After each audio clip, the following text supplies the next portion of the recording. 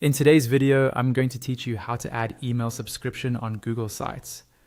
By the end of this tutorial, you'll have a working email sign-up form embedded directly on your site, connected to your email service provider so visitors can easily subscribe to your list. First, open your browser and go to Google Sites. Make sure you're signed in with the Google account that owns the site you want to edit. If you're taken to a page that shows all your existing sites, that's perfect. If not, just navigate to the main Google Sites homepage where your sites are listed.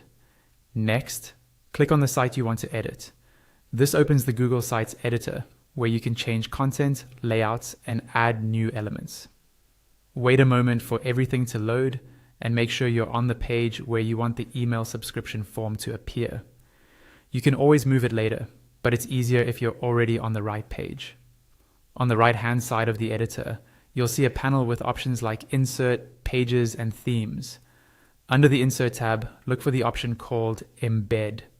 This is what lets you bring in content from other tools, including your email subscription form. Click on Embed, and a small window will pop up with two options, one for a URL and one for embed code. You want the second option, usually labeled Embed Code, or by URL Embed Code. Go ahead and click on the Embed Code option so you can paste in HTML.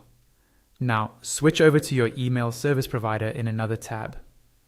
This might be a tool like Brevo or any other email marketing platform you use. In your provider, find the section where they give you the HTML code for a subscription or sign-up form. Copy that entire block of code, then come back to Google Sites and paste it into the HTML field in the embed window. Make sure there are no extra spaces before or after the code.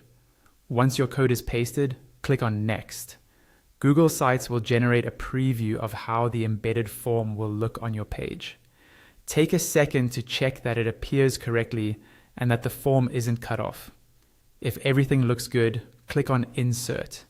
The subscription form will now appear on your page as a draggable element. You can resize it and drag it into the exact position you want.